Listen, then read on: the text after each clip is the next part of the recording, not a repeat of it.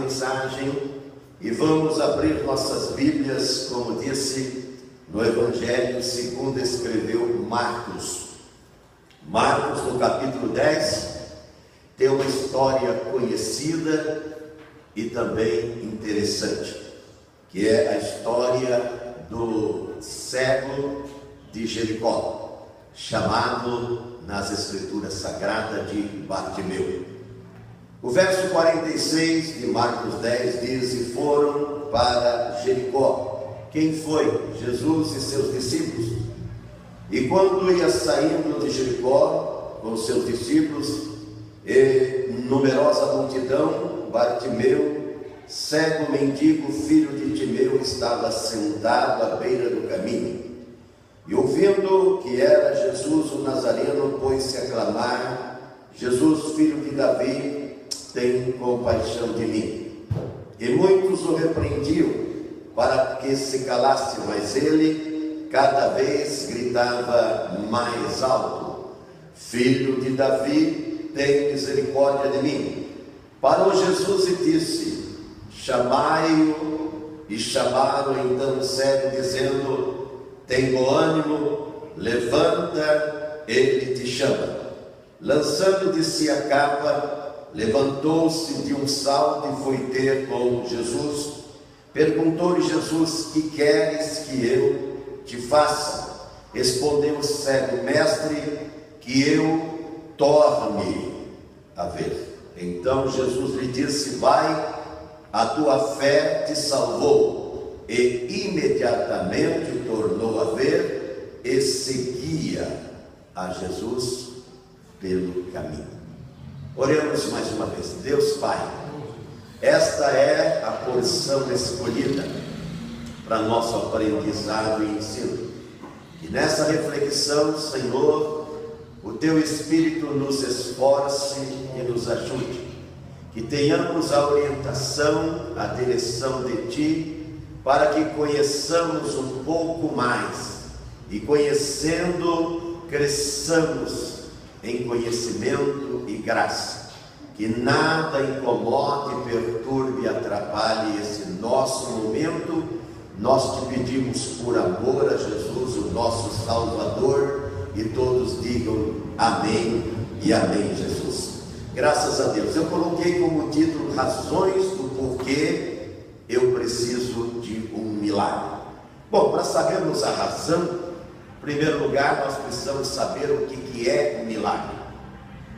O milagre, o próprio dicionário define como algo inexplicável, algo que não pode explicar. É algo sobrenatural, é um poder sobrenatural que, evidentemente, em acontecendo, e eu não sei se já aconteceu na sua vida, mas quando acontece, ele causa um certo impacto, ele causa um certo espanto. Por quê? Porque não é algo corriqueiro, não é algo cotidiano, é algo que acontece quando alguém, ela exerce uma certa, o quê? Uma certa confiança. Veja bem que a minha Bíblia diz lá em Hebreus 11 que sem fé não se pode adquirir, não se pode conquistar nada de Deus. Sem fé é impossível agradar a Deus. Então, esse Deus tão maravilhoso, que é ovacionado praticamente em centenas de nações, aqui no nosso planeta, ele é um Deus que também ele quer ser reconhecido como alguém que de fato detém, ela contém, ela é realmente esse poder. O Lucas diz que nele está o poder para curar. O Lucas diz estava, mas como ele é o mesmo ontem, hoje e eternamente, então o poder não foi extinto, ainda está e continuará em estar com ele. Até porque, o livro de Hebreus, lá no capítulo 7, 25, diz o quê? Que ele vive para interceder por nós. Então ele coloca à nossa disposição esse poder. O poder de oferecer o quê? Milagres. Milagres transcendentais, sobrenaturais e miraculosos, que é o prazer dele em fazer a nós. Por quê? Porque ele nos ama.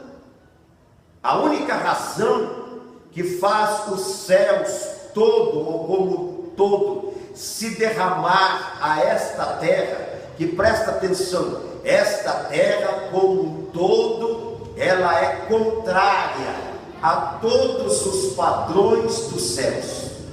Ela é o oposto, diverge em gênero, número e grau de tudo aquilo que os céus é e ostenta.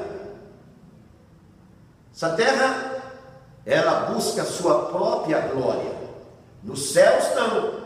Nos céus, quando nós lemos toda a narrativa da Bíblia, os céus todo como um todo é voltado para a glória do unigênito do Pai. Tudo. E aqui não. Aqui tudo é voltado em direção ao quê? Ao homem. O homem está sentado no trono desse planeta. Porque foi colocado na mente, no coração dele, que ele tem que ser o quê? Um narcisista. Ele tem que ser extremamente belo, ele tem que se adorar. E por isso não vive o milagre. Esse poder tão grande e sobrenatural, que presta atenção, está à disposição de todos. Mas por que será que algumas pessoas, ou a maioria das pessoas, elas não conseguem viver o milagre? Elas acreditam serem o quê? Até merecedoras do milagre. Eu arrolei algumas coisas aqui que os leva a acreditar que elas devem receber o milagre, que elas merecem até esses milagres. Eu coloquei aqui em primeiro lugar porque elas precisam de um milagre, porque elas estão sofrendo. Mas o mundo todo está em agonia, o mundo todo está sofrendo. Então, por estarem vivendo estes maus sintomas, então eles já estão na fila para receberem o milagre. Mas eu pergunto, o que vai acontecer com este mundo? A minha Bíblia diz que ele vai pegar fogo, vai ser incendiado. É o que o Pedro diz lá no capítulo 2 do seu livro, no verso 3, 7 do segundo Pedro.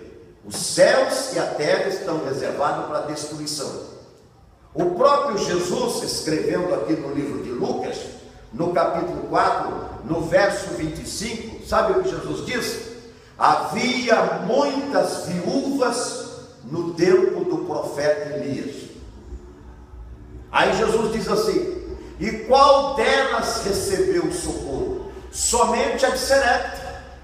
E as demais outras? Ora, elas não estavam como um todo sofrendo, elas estavam sofrendo, mas não foram o quê? Agraciadas com o milagre.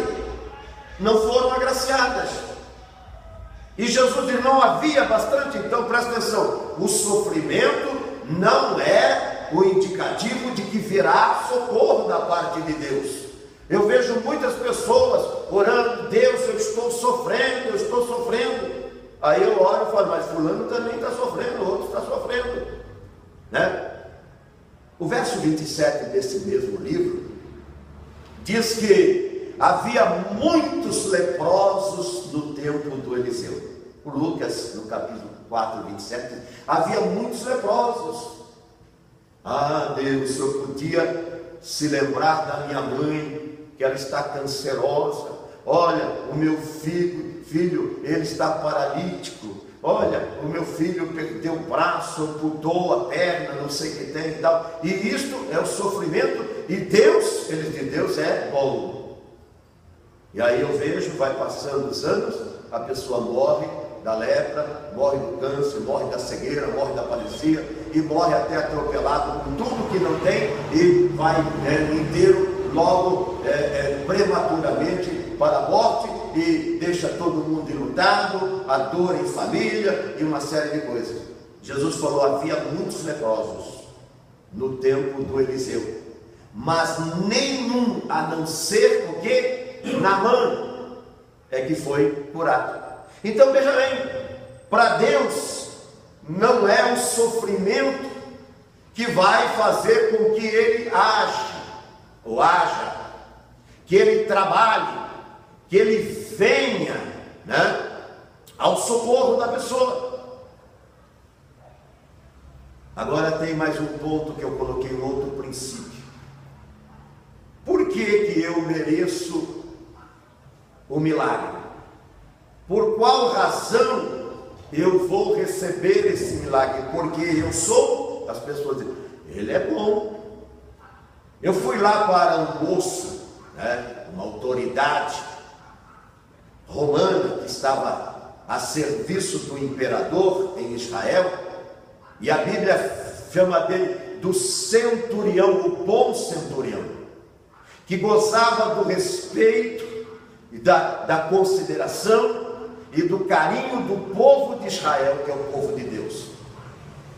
E eles foram inclusive interceder para Jesus, as autoridades, os anciões, foram interceder com Jesus em favor do centurião, dizendo que ele era bom, ele que ama a nossa nação, foi ele que inclusive fez a nossa igreja, e ele então é digno, ele é bom, que o Senhor o faça. E este homem não estava pedindo absolutamente nada para si.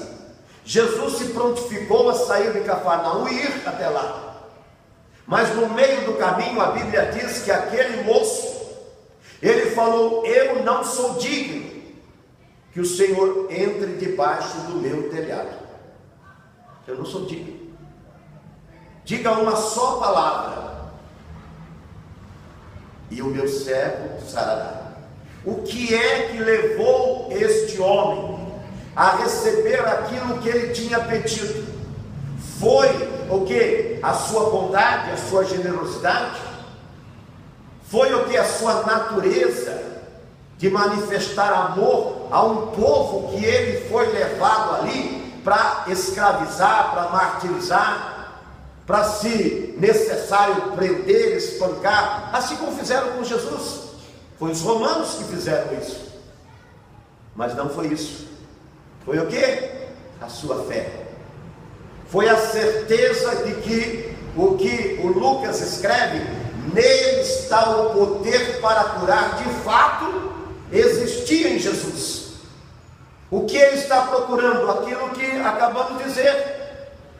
A fé é que é a alavanca que vai o que? Movimentar, vai mexer com o braço de Jesus. Não é porque você sofre, não é porque você é bom, até porque esse mesmo capítulo que nós lemos, aqui no capítulo 10 de Marcos, o que diz aqui no verso de número 17?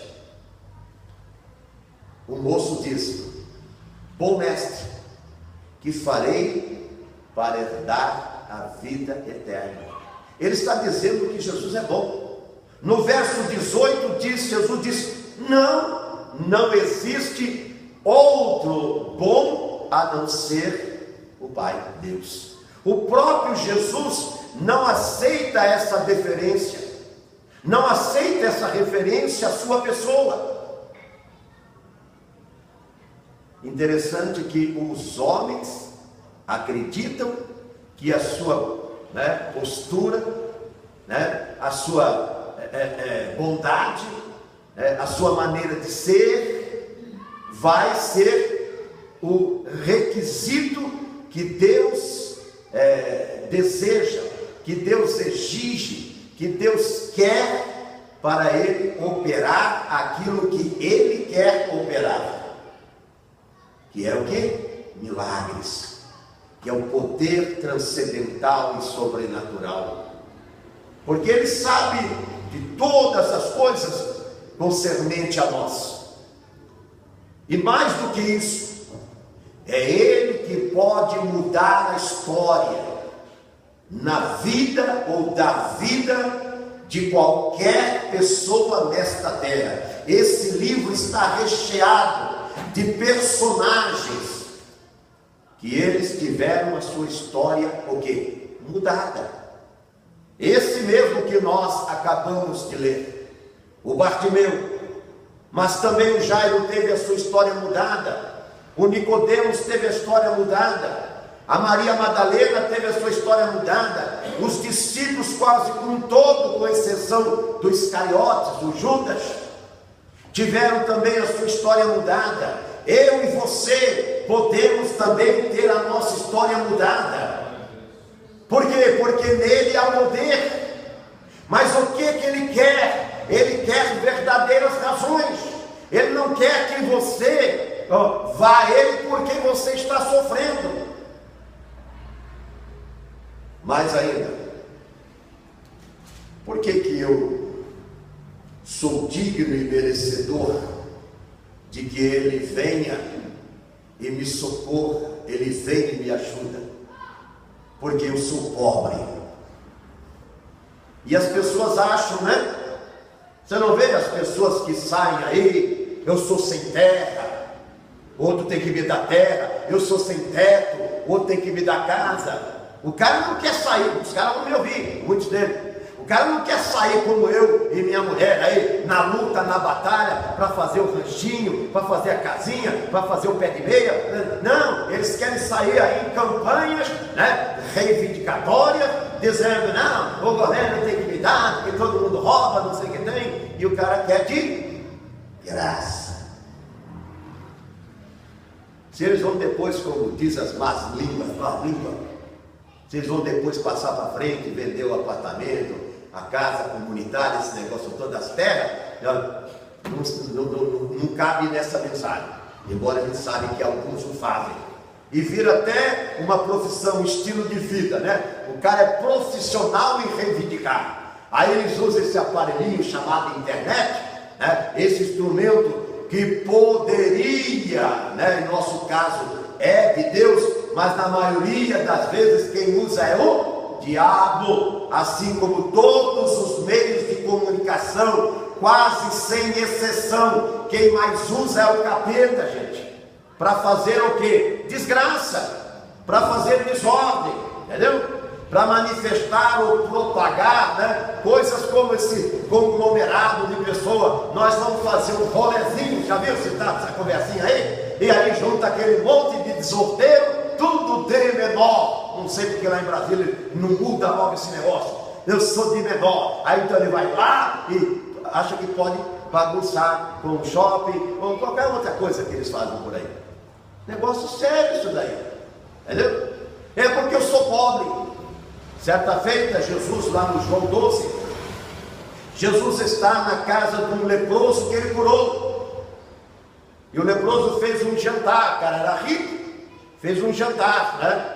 E lá uma mulher, evidentemente, aqui deve ter algumas delas que estão, estão desprendidas para dar, para ofertar, para oferecer, para agraciar Jesus, e é isso que Ele quer de cada um de nós. E aquela mulher pegou um vaso de alabastro de unguento finíssimo de muito preço, que causou um escândalo enorme, até no Simão. O Judas está aqui na minha cabeça, sai Judas, nome de Jesus, no Simão, que tinha sido agraciado, e o máximo que ele podia fazer, um jantar para Jesus, o almoço, sei lá, entendeu? Uma refeição, né, de gratidão, e convidou lá um monte de gente, que apenas quando viram que Jesus estava recebendo uma oferta fabulosa, de 300 dias de trabalho, 300 dias é quase um ano de trabalho.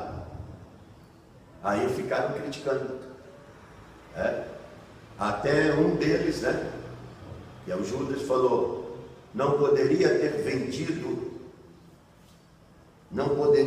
vendido esse unguento por 300 dinheiro e dar aos pobres. O que Jesus falou? Os pobres sempre estarão convosco. Pobreza não é requisito que ele está exigindo para ele o quê? Derramar um milagre.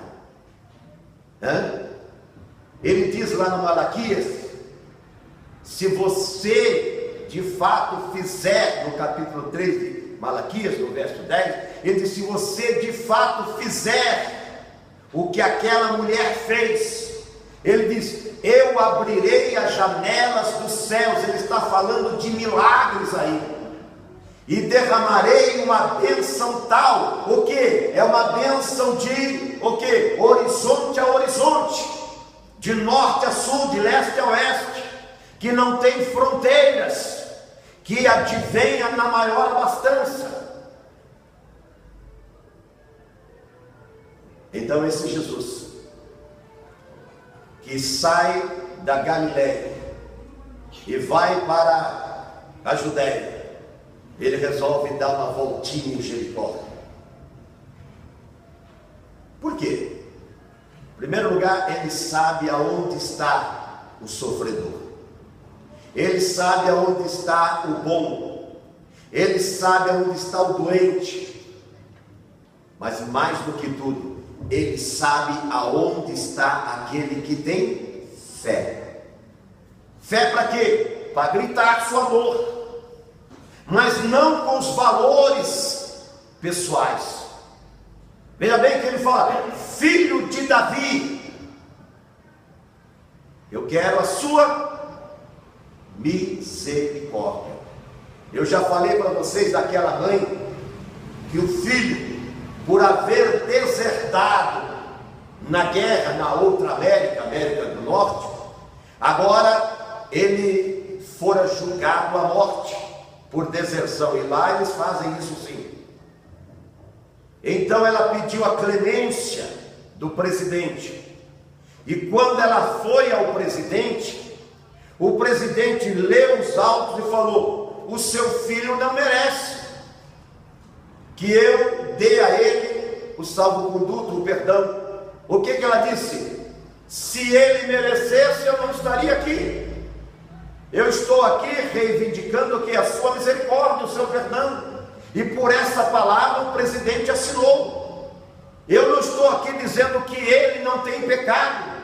O Bartimeu, ele tinha pecado, até porque Jesus, quando curou aquele leproso, que está lá no João, no capítulo 9, quando ele encontrou com ele no templo, o que Jesus falou para ele? Vai e não peques mais. Veja bem qual foi a palavra do leproso para Jesus. Jesus diz no verso de número 49: chamai o leproso. E no verso 50 a Bíblia diz que ele veio, disseram: ele te chama. Ele lançou a sua capa no verso 50 e foi ter com Jesus, e Jesus perguntou: que queres que eu te faça? Ele diz o quê? Eu quero voltar a ver. Significa o quê? Que esse Deus é o Deus da restituição.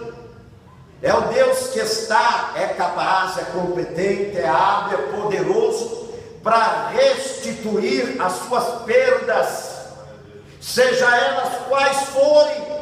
Mas ele precisa de um atributo, que isso é meu e seu. O que? Reconhecer que ele está expandindo a sua misericórdia. Se ele encontrar em nós não a capacidade pessoal, mas a fé, Então, nesta noite, não vou reivindicar porque sou pobre, porque sou bom, ou porque sofro. Não, até porque nesta terra, ele diz, nós estamos num planeta caído. Não existe em todo o cosmos, em toda a esfera celeste, não existe um planeta como o nosso. O nosso é um planeta, está lá no Gênesis, no capítulo 3, amaldiçoado. A terra, tão bela e criada por Deus, ela está debaixo de maldição. E ele, o Criador, após o homem contrariar, após o homem se voltar contra ele, ele diz: maldita está a terra. E a maldição traz o quê? Uma pessoa que está debaixo de maldição, ela vai o quê? Ela vai sofrer, ela vai ter dor, ela vai ser pobre. E se ela não manifestar a fé, então ela vai de mal a pior, como o Bartimeu. O Bartimeu enxergava, o Bartimeu via. E ele então agora, por razões que ele mesmo sabia, ele estava cego. Quantas pessoas não estão com as suas vidas aos pedaços? Quantas pessoas já não estão praticamente, converso com muitas pessoas: pastor, eu estou para dar um tiro na cabeça, eu estou para me matar, pastor, eu estou para fazer uma besteira. Às vezes eu até falo: por que já não faz, cara? Por que já não faz rápido? Mas eu pergunto, pergunto muitas vezes, até para fazer isso precisa ter coragem. Mas como eu digo, a pessoa que está lá em cima, no mais alto das torres, ameaçando pular, ela não quer pular. Ela não quer. É que ela está sofrendo, ela está com muita dor.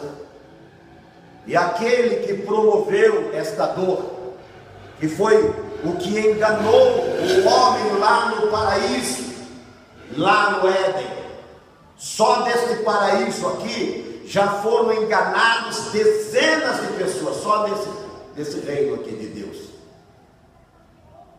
Enganados. Depois eles pousam até de estrela. Eu vejo como está na televisão. Mas depois sai uma manchete: olha, fulano teve uma overdose, fulano se embriagou, fulano bateu o carro, fulano não sei o que tem e tal. É que ele estava representando, estava no palco. Agora, quando você conhece uma pessoa lá na coxia, lá nos bastidores, é que está o verdadeiro caráter de alguém. A verdadeira natureza está lá atrás. Mas quando estão os flashes, as câmeras, entendeu? Posa todo mundo de rei, de rainha, de princesa. Mas depois viram o que? Manchetes. É isso. Então esse enganador fez o mesmo com Bartimeu. E qual foi a consequência? Perdeu a luz da vida. Para onde vai um cego? Para onde vai alguém que não enxerga? Um palmo à frente do seu rosto. Para onde vai alguém que está em trevas densas, numa escuridão completa? Para lugar nenhum. Vai ter que ser conduzido. Acabou a sua individualidade, acabou praticamente a identidade daquela pessoa. E assim está esse homem. E quando ele diz: eu quero voltar a ver, é diferente do capítulo 9 do João, que é o cego de nascença que nunca viu. Mas como para Jesus tanto faz o cego de nascença como o cego de existência, de muita existência, para ele não existe esses detalhes, esses pormenores. O mesmo poder que ele vai exercer para curar um cego de nascença, ele vai curar um cego já na sua velhice. O paralítico tinha mais de 40 anos, diz a palavra de Deus lá em João 5. E Jesus foi lá e o tirou daquele estado de miséria que estava. Por quê? Porque creu na palavra de Jesus. Jesus falou: você quer sair desse estado? Jesus pergunta para nós nesta noite: o que quer que eu faça? Você quer sair desse estado? Mas nós estamos gritando: eu reconheço que o Senhor é misericordioso, e eu não vim aqui por atributos meus, eu não vim aqui porque eu sou digno, merecedor, que eu sou bom, porque eu estou sofrendo, porque eu sou pobre. Eu vim aqui porque eu preciso da sua misericórdia. E Jesus falou: então seja feito conforme a vossa fé. Então veja bem, todos nós, todos indistintamente, os que estão aqui, os que ouvirão, poderão mudar a sua história. Quem muda a nossa história somos nós mesmos, quando nós cremos no poder de Deus para fazer em nós qualquer coisa. Ele diz todas as coisas. E Ele quer fazer. Porque Ele está entrando em Jericó. Ele está indo exclusivamente porque sabe que ali vai encontrar uma vida aos pedaços, uma vida estagnada, que de repente, por coisas que escolheram ser e fazer, provocou o quê? O infortúnio. E agora ele não enxerga nada. Agora a escuridão embrulhou, é um invólucro na vida daquele homem. E ele então só tem uma coisa a fazer: arrastar-se como um mendigo, ficar na beira da estrada. Quantas pessoas não estão vivendo nesse nosso século? Estão na beira da estrada com sua saúde, estão na beira da estrada com suas finanças. É o que mais encontramos as pessoas. Estão na beira da estrada com sua vida afetiva, emocional, sentimental, doméstica. Seus lares faliram. Foi o que? Foi a decisão tomada que trouxe a cegueira. Estão lá mendigando, quando na verdade poderiam viver a abundância da graça de Deus, que acontece através do milagre, que não cai do céu, gente, não cai dos céus. Precisa ser provocado. Você precisa saber a sua hora, a sua oportunidade, a chance que Deus está dando a cada um de nós. O Senhor está oferecendo para ele aquela oportunidade, e ele passa. Se sou eu, você já viu quando você passa e você sabe que ali tem um mendigo ali que ele vai te incomodar, e você passa meio, miudinho ali, meio caladinho, como aquele que você para no farol, você fecha o vidro, sabe que o cara vai bater, esse negócio todo. Jesus podia falar: vamos ficar quietinho agora, aquela multidão, os discípulos, ninguém fala nada, sabe? Não tem aquela brincadeira, estátua, todo mundo fica paradinho, todo mundo quietinho, mudinho, todo mundo passar, porque o camarada aí vai fazer um escândalo, vai fazer um estardalhaço. Jesus sabia disso, mas foi para isso que ele foi lá. Até porque ele queria escrever no livro dele para você, nessa noite, que está aí vivendo a mendicância, em áreas da sua vida que eu não conheço, mas você sabe, por coisas provocadas. Não aconteceu porque isso daí acontece com todo. Eu vejo pessoas: isso acontece com todo mundo, eu não sei o que tem. Eu falo: mas eu não sou todo mundo.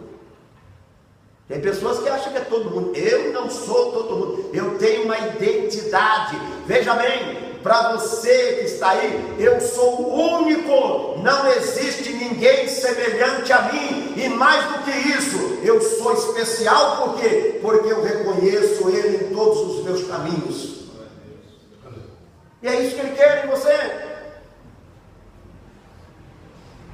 Aí o rapaz fez uma escolha.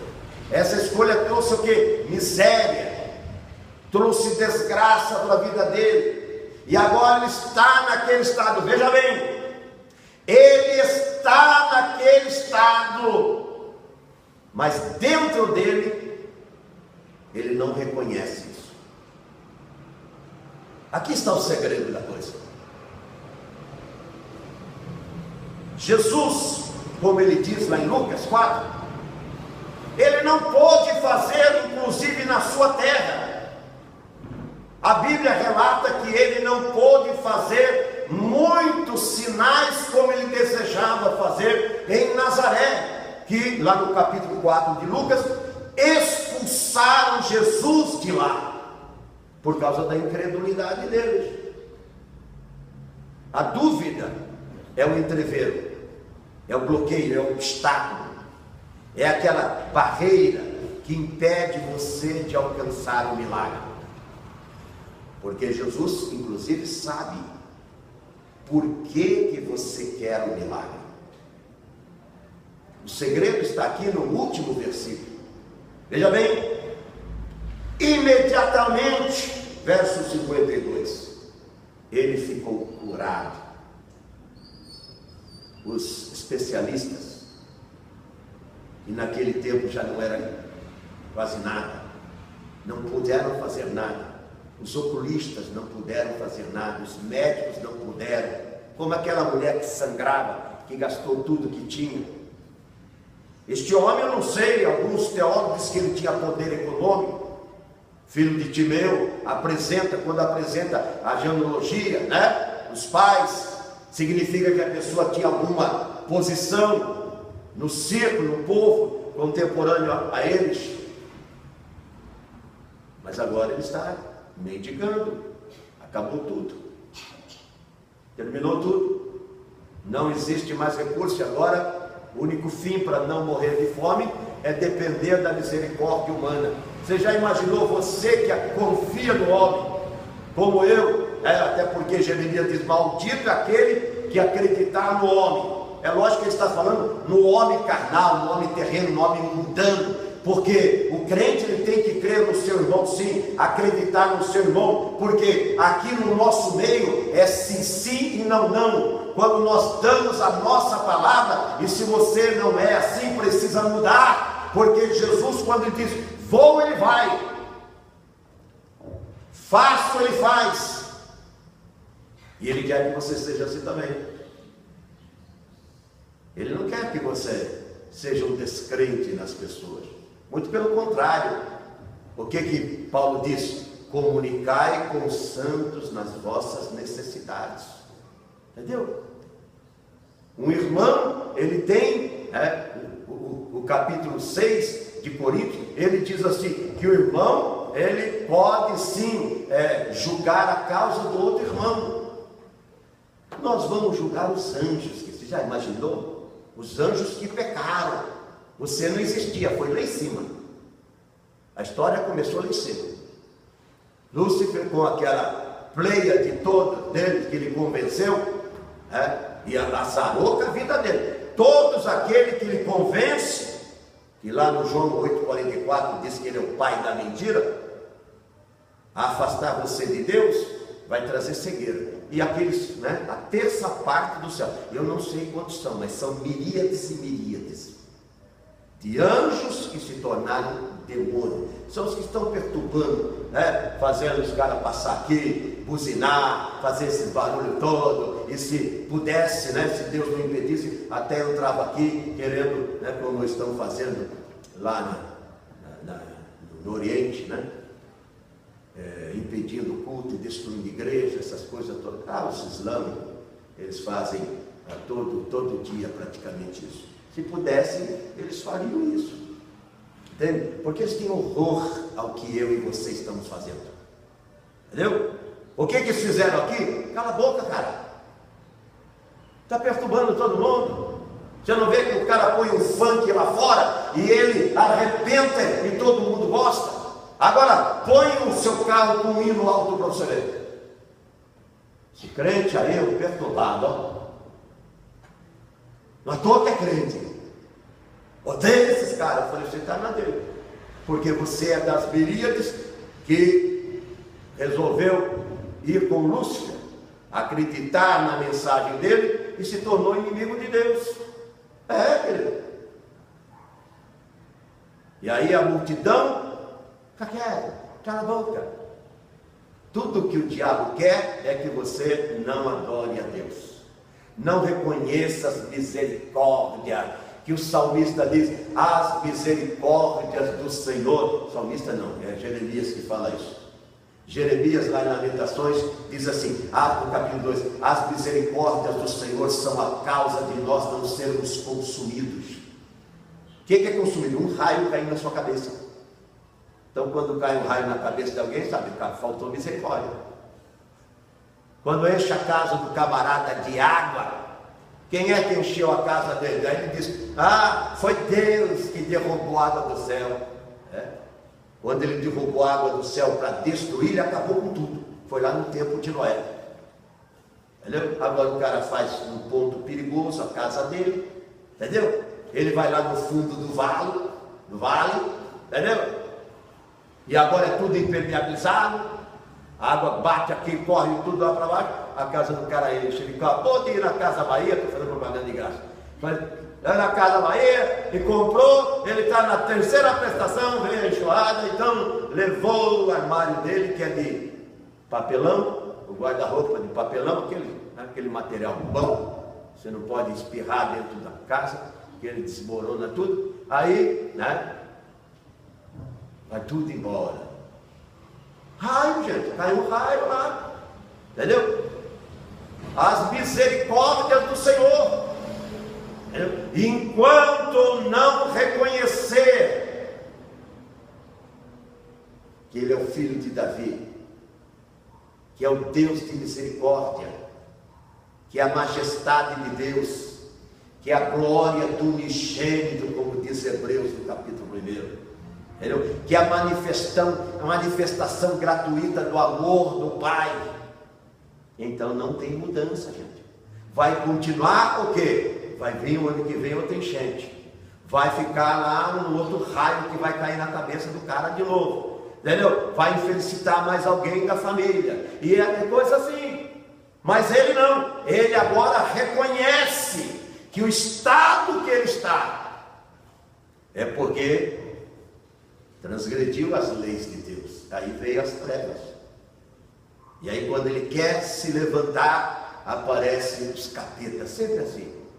O que você vai fazer na igreja? O que você ganha lá? Não vai ganhar nada, não sei nada, nem que tem e tal.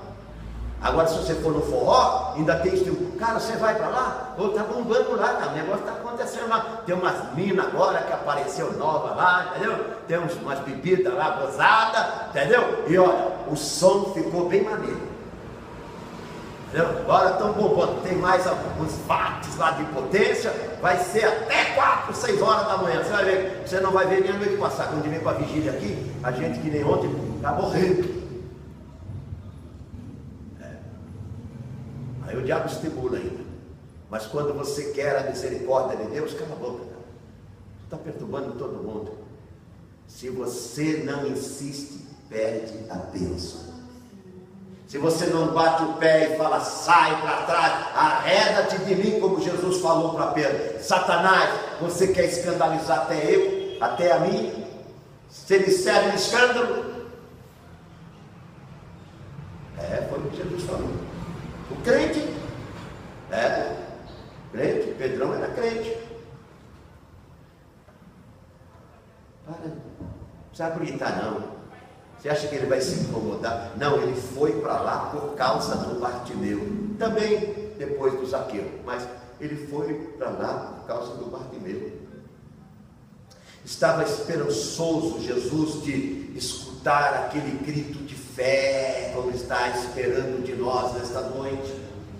Ele estava desejoso de uma manifestação poderosa de confiança e de certeza. Ele estava tão certo quando ele chegou diante de Jesus. Jesus falou: o que você quer? Eu quero que o Senhor me faça ver de novo. Quero tornar a ver. Quero que a escuridão acabe. Era como Jabez lá no Reis, né? Que ele falou: Senhor, eu quero que o Senhor alargue as minhas fronteiras. E a Bíblia diz que Deus ouviu a oração do Jabez. E as fronteiras dele foram alargadas. o do Bartimeu também. E por que ele não pode fazer em mim e você? Se o mesmo poder que ele tinha lá, ele tem hoje, e ele terá sempre, sempre, até a consumação, que para ele não tem consumação, ele só tem eternidade. Consumação do século é para nós, término do século é para nós, que ele diz que estará conosco. Agora, ele vai estar conosco se você estiver com ele. Segundo Crônicas 15, o profeta falou para o rei Asa: o Senhor vai estar com você se você estiver com ele. Se você o deixar, ele te abandona. Jesus ia embora, se o Bartimeu não insiste, não grita, não briga pela sua bênção, pelo seu milagre, se ele não insiste, Jesus ia embora de Jericó. E ele ia ficar o quê? Nas trevas. Por que eu vou voltar para a minha casa? Para voltar a viver a penúria, para continuar vivendo a penúria, a dor, o sofrimento, a angústia, a tristeza, para ser o quê? Vítima de zombarias e chacotas na vida dos outros. Olha lá, aquele lá, ele já enxergou, esse cara já foi grande, olha o estado que está. Lembra-se que os discípulos falaram do cego? Quem é que pecou? Não sei o que tem. Jesus para o cego de nascer, como ninguém pecou, mas para ele mesmo diz: eu quero tornar a ver. E a consequência do pecado, o que é? Justamente isso, a escuridão. As portas se fecham, e quando as portas se fecham, então a luz da glória dos céus já não incide sobre a sua vida. Você consegue viver sem o sol? Ninguém. Se não vier o sol nesse nosso planeta, a gente vira uma bola. Já viu os Estados Unidos lá, né? Neve para tudo, está ainda. Neve para tudo quanto é lado lá. Os caras está tudo parado. Aeroporto para, a cidade para, a escola para, o governo para, todo mundo para. Lá ainda eles têm uns dinheirinhos a mais. Pode parar, mas se continuar assim, um dia acaba. Se o sol não brilhar, a terra esfria, gente. E esfriando não vai ter fogareiro nenhum para aquecer. Se o sol da glória de Deus não incidir sobre a sua vida, vai haver o quê? O mesmo que houve na vida do Bartimeu. E qual vai ser o seu fim? Ficar na beira da estrada, mendigando. Evidentemente, isso nós não queremos. Qual é o segredo? Gritar: Jesus, tem misericórdia de mim, que eu quero ver a sua majestade. Mas para quê? Porque eu quero seguir o Senhor. Aqui está o segredo. Eu não quero ter os bens e favores do alto para eu ir para o forró, para eu ir lá para o baile funk, para eu ir lá para o batidão, para eu ir lá para o inferninho, para o barzinho, para a boate, mais ainda para o teatro, para o cinema. Eu quero para dar glória ao teu santo nome. Eu quero te seguir. Eu quero consumir a minha vida nos teus propósitos, na tua vontade, no teu reino. E aí então, ele vai ter prazer em fazer isso também em mim e em você. Fiquemos em pé. Senhor Deus e Pai, esta é a tua palavra que nos foi dada nesta noite. Agora eu oro, Pai, pedindo que a misericórdia e a graça dos céus, ela recaia sobre a vida de todos, ó Deus. Que sejamos imbuídos da confiança e da fé que só há em Ti, Senhor, para que nós possamos ter o mesmo de Bartimeu, e a luz da glória da Tua majestade, ela possa, Senhor, incidir sobre a nossa vida, e todas as trevas serão dissipadas, toda escuridão, Senhor, vai desvanecer, e o Teu nome será engrandecido, porque nós queremos seguir o Senhor, nós queremos viver em função do Teu querer e vontade em nós.